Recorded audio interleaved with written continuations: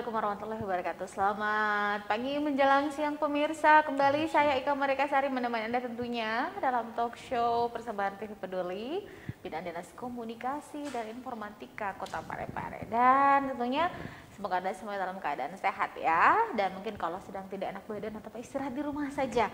Mungkin dengan beristirahat yang cukup ini paling tidak bisa cepat memulihkan kondisi Anda, stamina Anda bisa kembali seperti semula. Baik, tema kita menarik hari ini karena kita akan mengulas tentang obat dan keakuratan profesi farmasi, yang mana ini juga merupakan dalam rangka peringatan Hari Persatuan Farmasi Indonesia. Di studio bersama saya ada Bapak Muhammad Ansar, Sarjana Farmasi. Kita ucapkan selamat datang. Assalamualaikum Bapak Ansar. Waalaikumsalam warahmatullahi wabarakatuh. Sehat Ki? Alhamdulillah sehat. Baik, pertama-tama tentunya saya ingin mengucapkan selamat Hari Farmasi tahun 2021. Dan ini tentunya menjadi momen yang luar biasa tentunya, karena memang salah satu penopang daripada eksistensi dunia kesehatan kita adalah teman-teman yang bergelut dalam dunia farmasi. Ini tidak bisa dinafikan pentingnya. Nah, di sini kalau di Parepare sendiri ada namanya PAVI ya.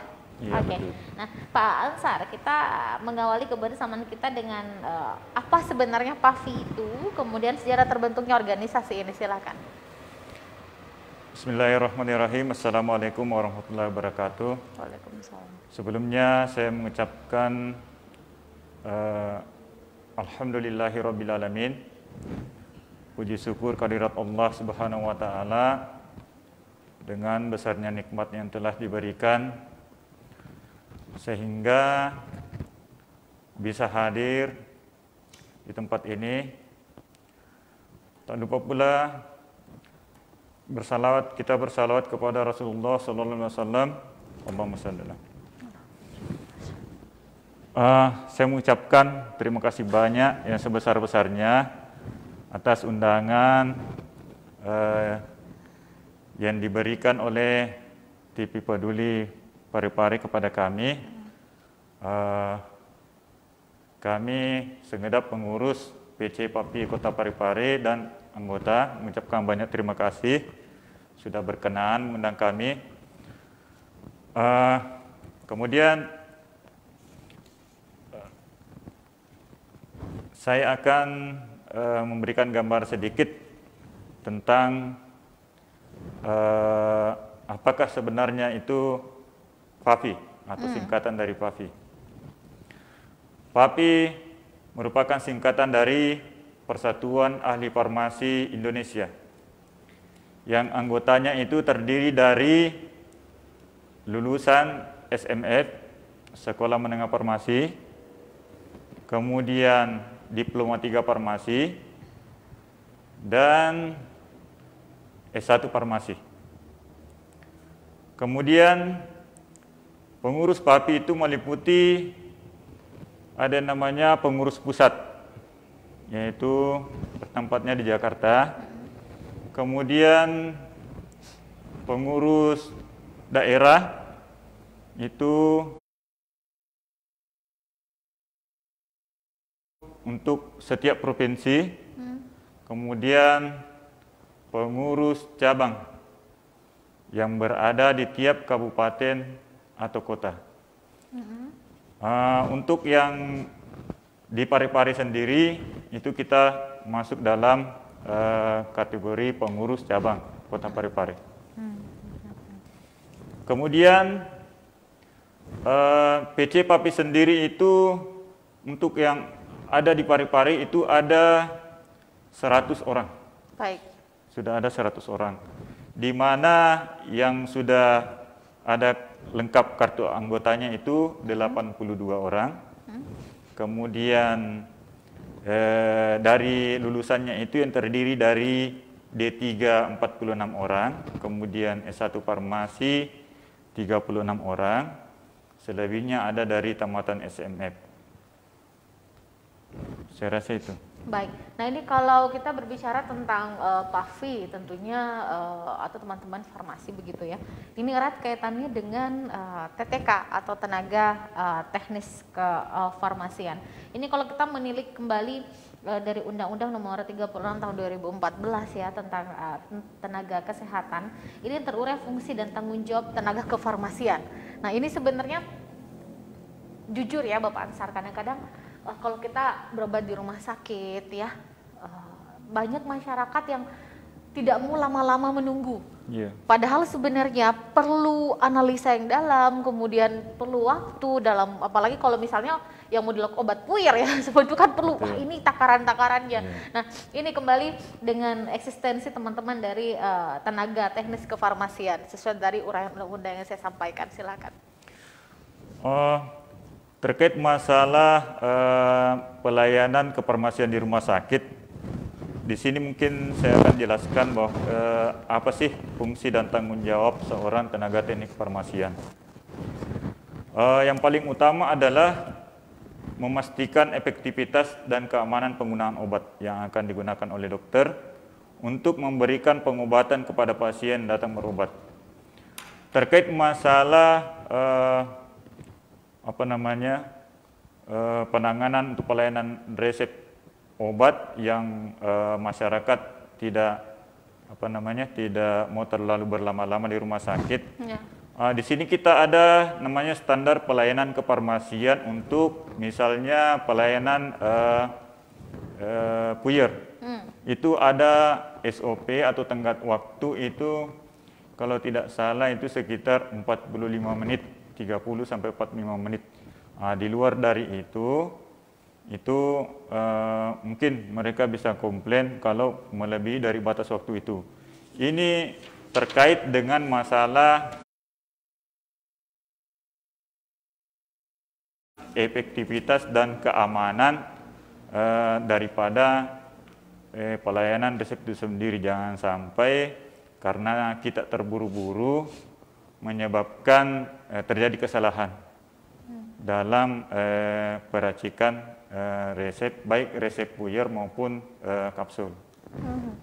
Karena sebenarnya obat jikalau salah resep, kemudian salah pemberian, termasuk salah penyimpanan, itu bisa menjadi racun. Betul. Jadinya baik. Nah sekarang Pak Ansar, terlepas daripada apa yang kita bahas hari ini sebenarnya, bagaimana masyarakat mungkin Pak Ansar bisa menstimulasi atau mungkin menyampaikan kepada pemirsa kita di rumah tentang menjadi pasien yang cerdas dalam mengkonsumsi obat. Itu sebenarnya seperti apa Pak Ansar? Silahkan. Untuk masalah pasien harus cerdas dalam mengkonsumsi obat, barangkali sudah jelas bahwa obat yang dibawa pulang oleh pasien itu sudah dilengkapi dengan etiket dan turang pakai.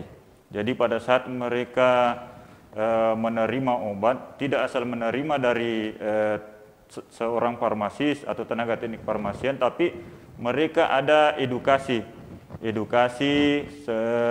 terkait masalah bagaimana menggunakan obat tersebut. Misalnya obat saluran pencernaan.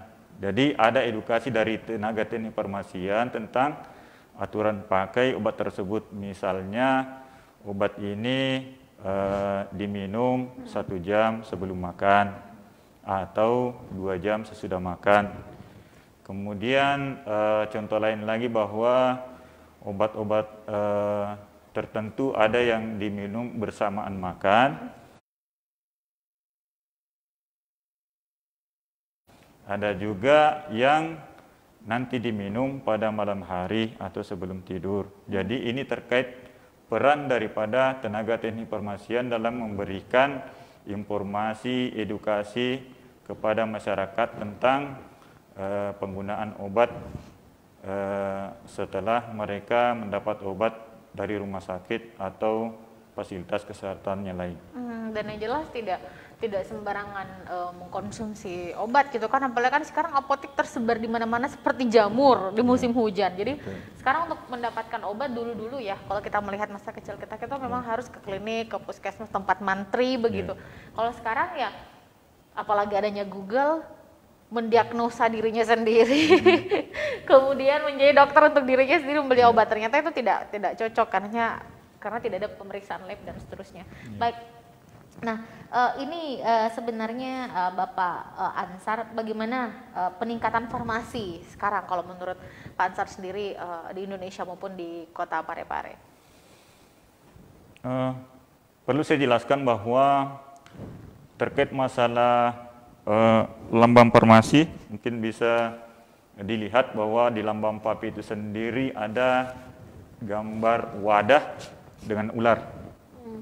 Itu menjelaskan bahwa obat itu merupakan suatu bahan yang digunakan untuk mengurangi gejala yang timbul pada pasien. Artinya bisa membantu untuk mengurangi sakit yang diderita oleh pasien. Atau bisa juga sebagai penawar racun. Tetapi tidak dapat dipungkiri bahwa obat itu sendiri bisa juga menjadi sebagai racun. Bukan sebagai obat, tapi sebagai racun. Manakala obat digunakan melebihi daripada dosis yang telah diberikan. Atau mereka salah dalam mengkonsumsi obat tersebut. Oke. Ada lagi Bapak? Kemudian terkait masalah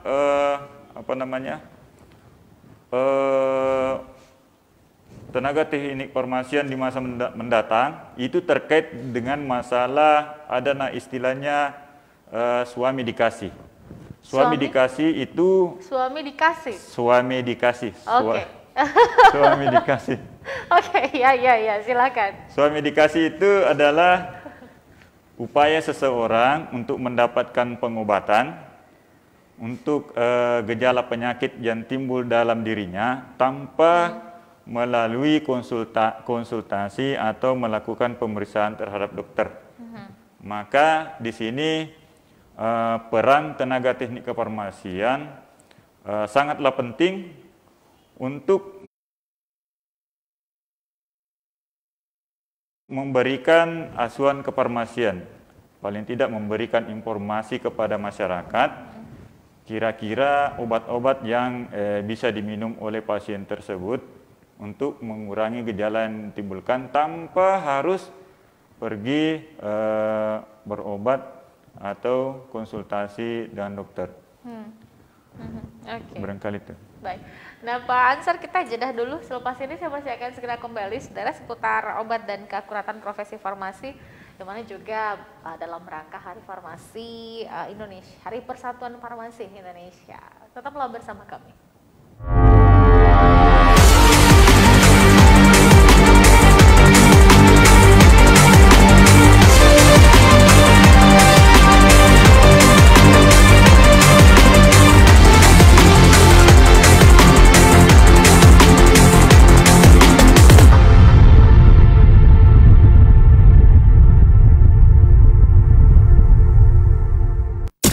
Peduli FM. Pendengar, mari kenalan lebih dekat dengan kami. Klik tombol like di Facebook fanpage Radio Peduli 96,9 FM dan live streaming di rpp.pareparekota.go.id atau dengarkan kita juga melalui aplikasi RDio. Download aplikasinya di Play Store secara gratis. On your radio, on your mobile and online. Your number one hit music station 96.9 Radio Peduli FM.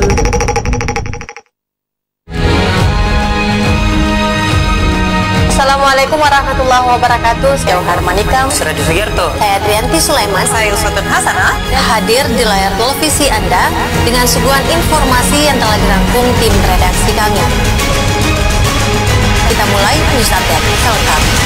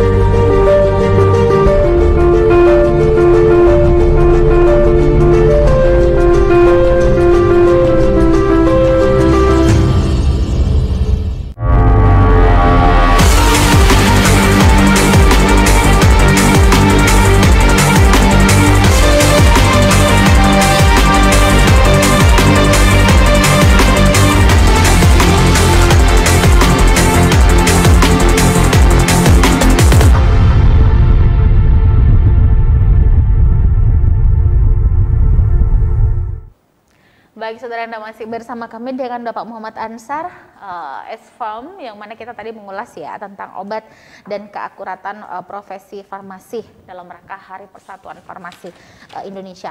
Baik, ini mungkin Pak Ansar ya.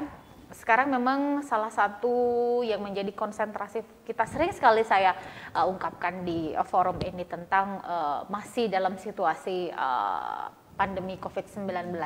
Meskipun kabar angin cerah ini sudah ada dengan adanya vaksin. Nah, Bapak sendiri sebagai salah satu nakes di Parepare silahkan menyikapi itu. Terkait masalah vaksinasi COVID-19, saya kira termasuk saya sendiri itu sudah divaksin. Ya. Alhamdulillah. Nanti vaksinasi kedua itu tanggal 20 Februari. Jadi 2 minggu setelah dilakukan vaksin pertama. Yang tidak boleh kita lupakan adalah setelah kita melakukan vaksinasi, kita harus masih tetap menjaga protokol kesehatan, yaitu dengan harus tetap disiplin untuk menggunakan masker, kemudian mencuci tangan dengan sabun atau dengan aseptis. Kemudian yang ketiga adalah menjaga jarak. Itu 3 protokol kesehatan yang ketat yang harus kita tetap laksanakan meskipun kita sudah melakukan vaksinasi. Kemudian yang paling penting terkait dengan kefarmasian yaitu untuk masyarakat mungkin bisa membeli multivitamin sebagai konsumsi rutin untuk menjaga daya tahan tubuh agar tetap kuat sehingga tidak mudah untuk virus masuk dan ke dalam tubuh kita, karena dengan adanya daya tahan tubuh yang kuat itu bisa membantu kita untuk tetap sehat dan fit. Sekira itu. Ini juga penting ketika kita mendapatkan obat atau resep dari dokter ya mungkin kita ikuti sesuai resep yang dianjurkan begitu ya, dan juga penting sekali kita memiliki pemahaman paling tidak ya seperti saya katakan di segmen sebelumnya Pak Ansar ya, kita cerdas dalam mengkonsumsi obat. Nah sekarang nih sebelum kita akhiri kebersamaan kita Pak Ansar, ini kan selain tadi dikatakan Pak Ansar mengkonsumsi multivitamin ya seperti itu vitamin C gitu kan yang paling naik daun nih jadi artis nih selama pandemi. Mungkin kan tidak sedikit juga teman-teman kita yang memilih untuk ke pengobatan alternatif, suplemen alternatif. Kalau Bapak sendiri bagaimana menyikapi teman-teman yang mungkin saya lebih memilih yang alami saja. Nah, terkait masalah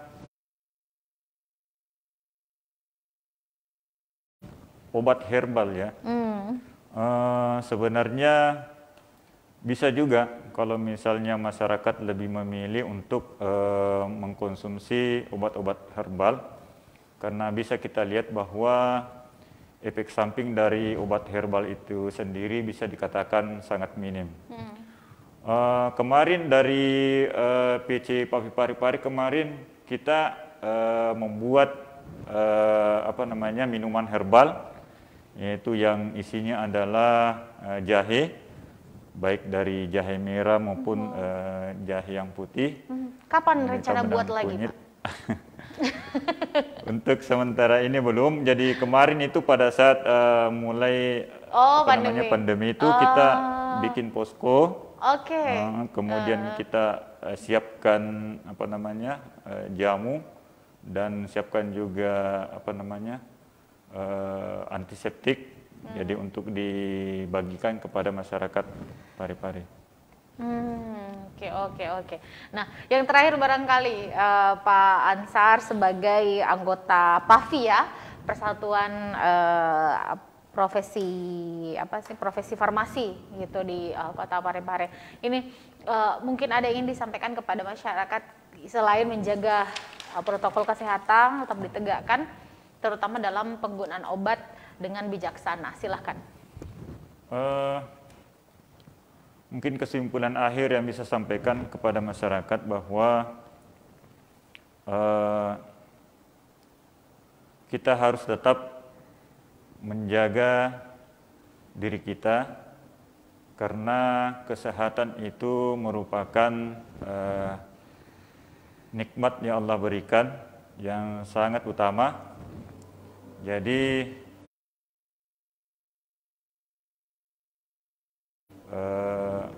saya mengharapkan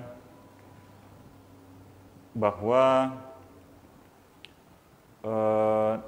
tetap menjaga protokol kesehatan yang 3M tadi, kemudian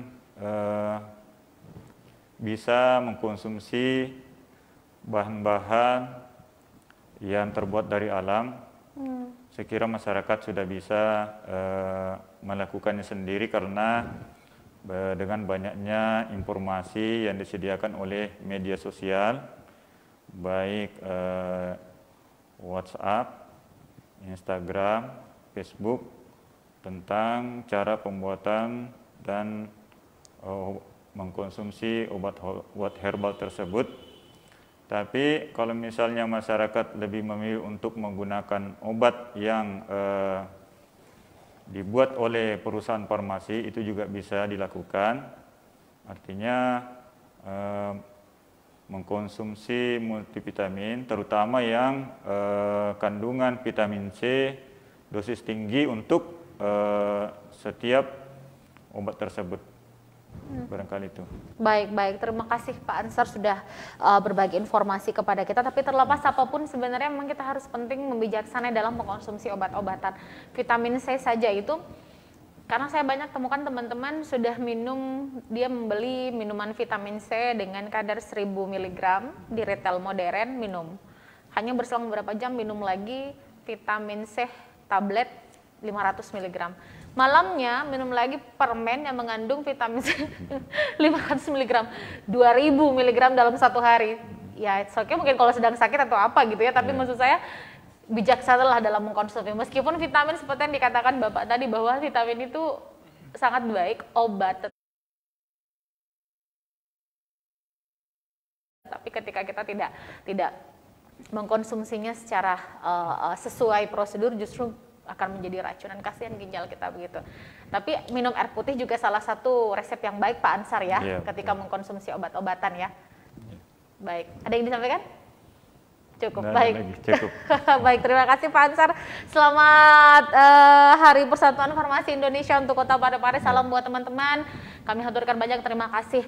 Saya mewakili masyarakat ya, mengucapkan banyak terima kasih kepada teman-teman para farmasi yang sudah berada di garis terdepan bersama tenaga kesehatan yang lain untuk menyehatkan, menyembuhkan, dan menguatkan teman-teman. Begitu pula teman-teman yang mungkin saat ini sedang terkonfirmasi, yang mungkin memilih untuk isolasi mandiri, semoga cepat sembuh. Begitu juga dengan penyintas COVID, mudah-mudahan hasilnya tidak reaktif lagi dan bisa melaksanakan tugas mulia sebagai seorang farmasi yang handal di Kota Parepare. Salama kita pada salama. Terima kasih sekali lagi Pak Ansar, salam buat keluarga. Baik saudara, saya pamit. Assalamualaikum warahmatullahi wabarakatuh dan sehat terus bersama keluarga. Sampai jumpa.